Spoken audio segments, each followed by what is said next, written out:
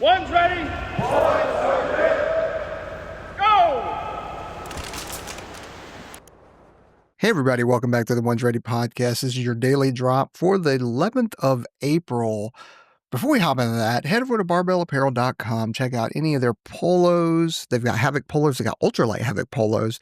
So great for golfing and that kind of stuff. Really lightweight if you're in a kind of warm environment, which I think most of us are going to be heading into here pretty soon. They still have their 11th anniversary sale going on, which is buy two, get one free.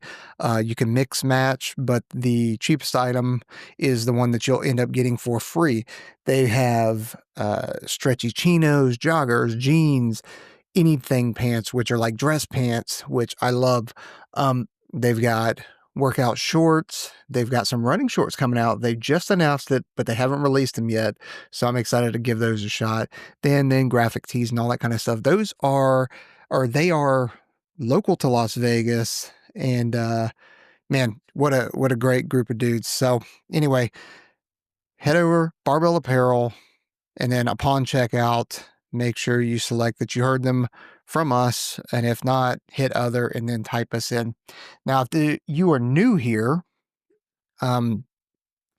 this is the news, Joint Air Force, Space Force, and just kind of interest that gets curated by Air Force Public Affairs and then sent out to all the commanders and all the chiefs within the Department of the Air Force. And then basically I've taken this and I have cut it down and just kind of giving you the highlight reels. And then if I have an opinion on it, I'll give you an opinion or insider baseball. Okay? Enjoy. Now, joint news. Defense spending cuts. Defense Secretary announced $5.1 billion in cuts to the Defense Department's budget, targeting $1.8 billion in Defense Health Agency consulting contracts and $500 million in a duplicative DARPA contract. These reductions aim to benefit taxpayers and support warfighters, as stated in his recent social media video. Man, those are big boy dollars right there. Big boy numbers. Whew. The civilian workforce overhaul. Deputy Defense Secretary issued a memo calling for an analysis to optimize the Defense Department's civilian workforce and organizational structure. The department plans to consolidate, restructure, and eliminate positions not deemed essential during wartime to focus on resourcing of top priorities. I can tell you firsthand that this civilian workforce overhaul is very, very needed. It's long overdue and should have been scrutinized a long time ago. On the other side of that, I can tell you that it is impacting people's lives and operations on a daily basis. And we, at certain organizations are definitely feeling the pinch of this. And right now there's a second round of the kind of fork in the road where civilians get to say, yep, you know what, I'm done. Give me this kind of I don't know how to explain it well right now, but basically they say, hey, yeah, I'm done. And they continue to get paid until the 30th of September with a full paycheck. So, and there's a lot of civilians that are taking it. So like I said, it is hurting us operationally, and readiness. I'd be lying if,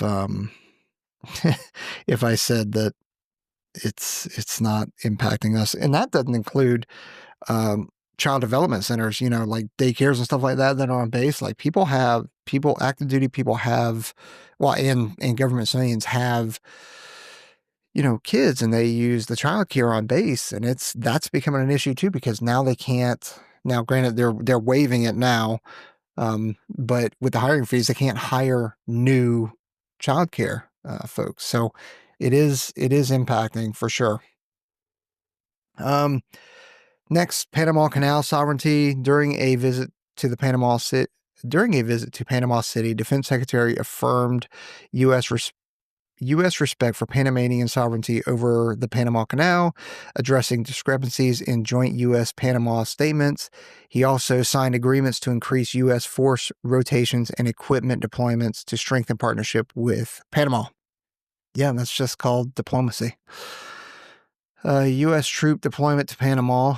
A new U.S.-Panama agreement allows American forces to deploy along the Panama Canal for training and exercises during existing facilities, but prohibits permanent U.S. bases. Panama retains control over its installations and must approve any U.S. deployments under the deal.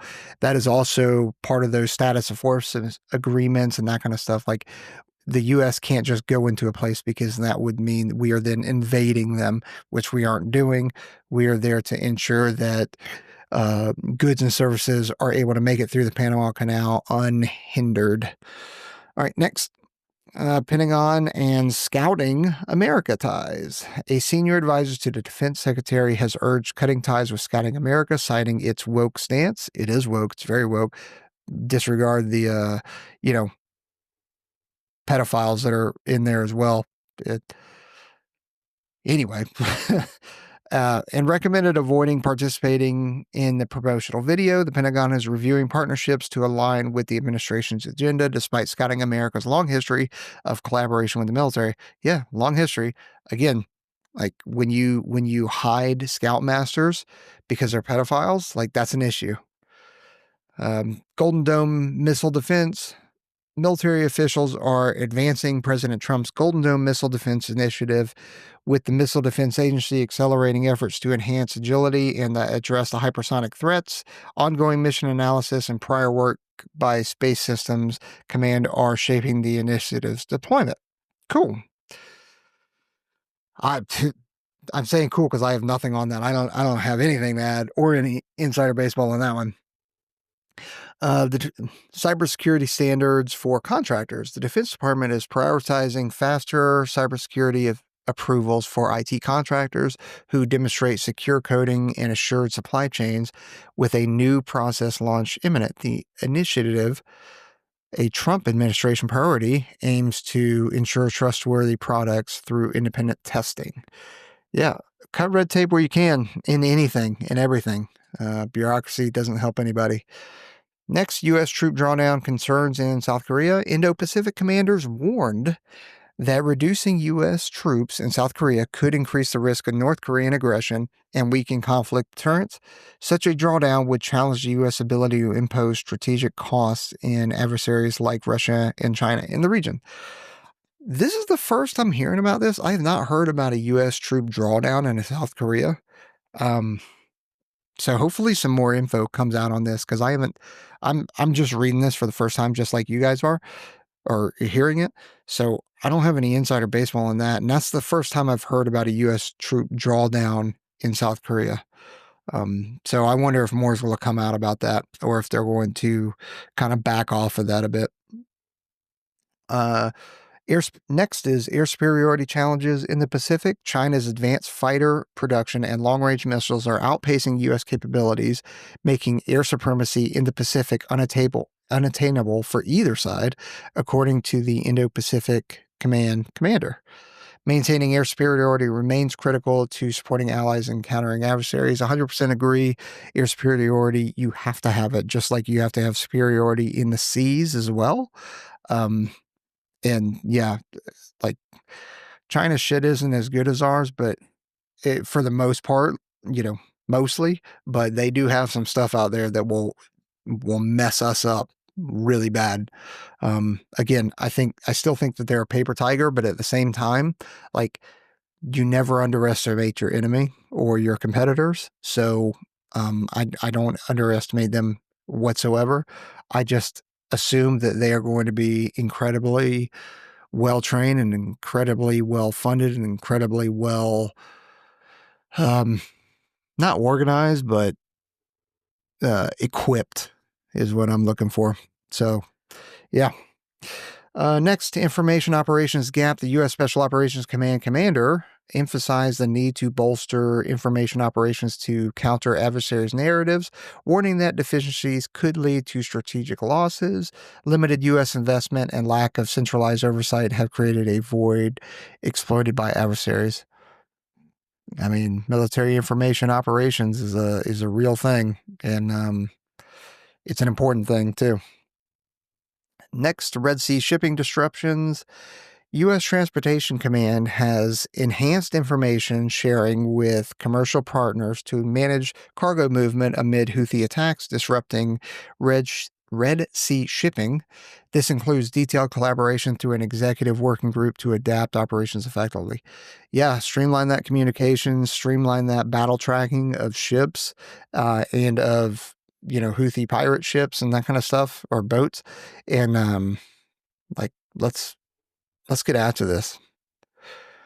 COVID-19 reporting on military games. This is interesting. A 2022 Defense Department report revealed 7 service members showed COVID-19-like symptoms after the 2019 World Military Games in Wuhan, despite earlier Pentagon denials of infections. The report sent to Congress, but not publicized by the Biden administration, raises questions about the outbreak's timeline. Okay, I have a couple questions on this. One is, why is this even coming up? We're talking about a report that happened in 2022. It is now 2023. Why are we doing World Military Games in Wuhan, China? That's another question. All right. I mean, it makes no sense to me why this is even in here. So, all right, this is Air Force news. Hiring freeze impact on childcare. Oh, talked about this earlier. The Defense Department's civilian hiring freeze has worsened staff shortages at childcare centers, disrupting progress on waitlist reductions.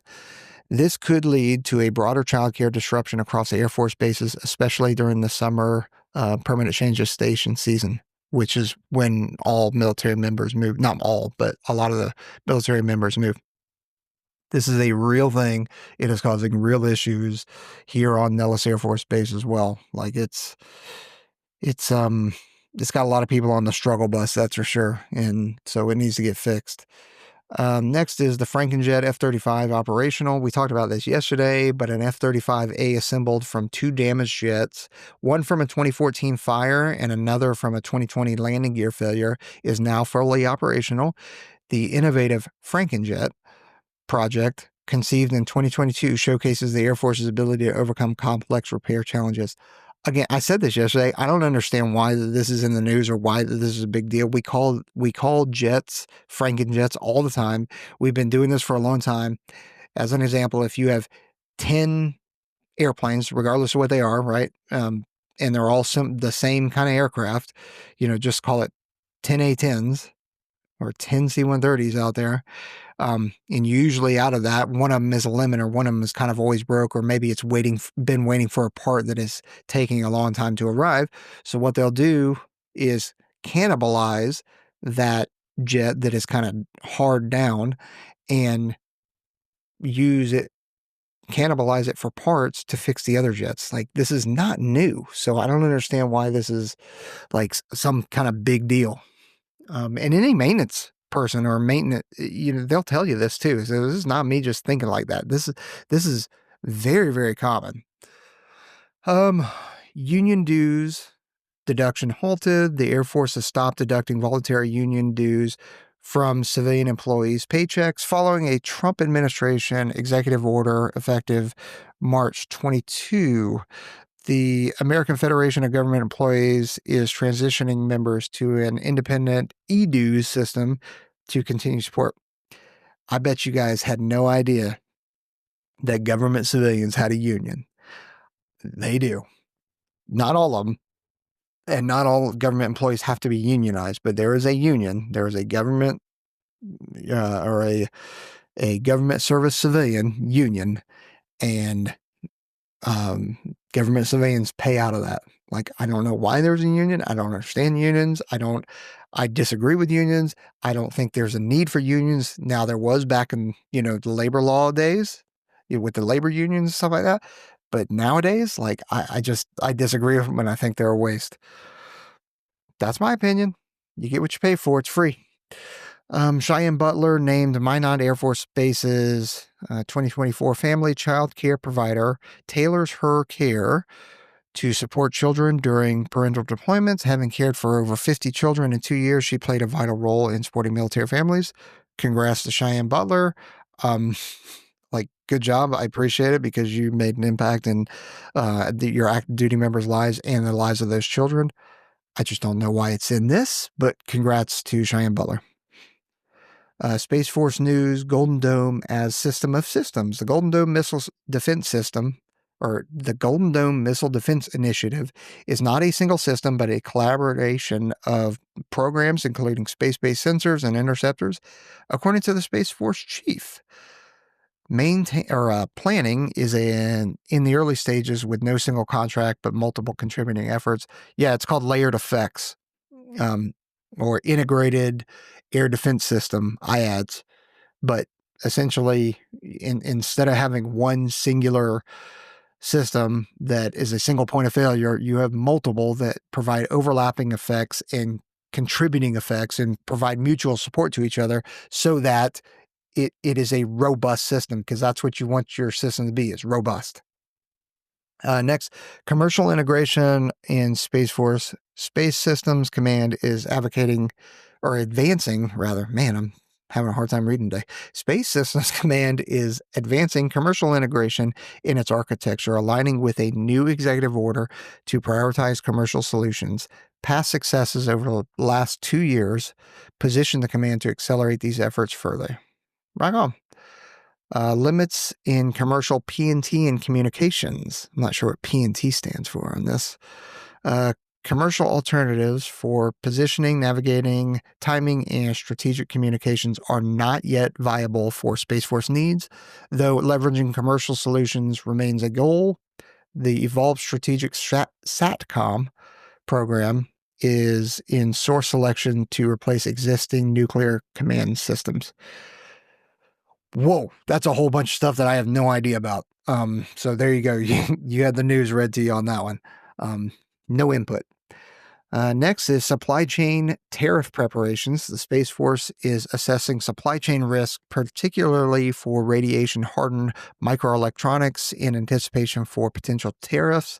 Lessons from COVID-19 shortages are driving efforts to secure long lead parts and bolster domestic production. Do you guys remember for a while there were two things? There was the COVID-19 thing, and then there was the ship that got stuck in the canal for about a week, I believe.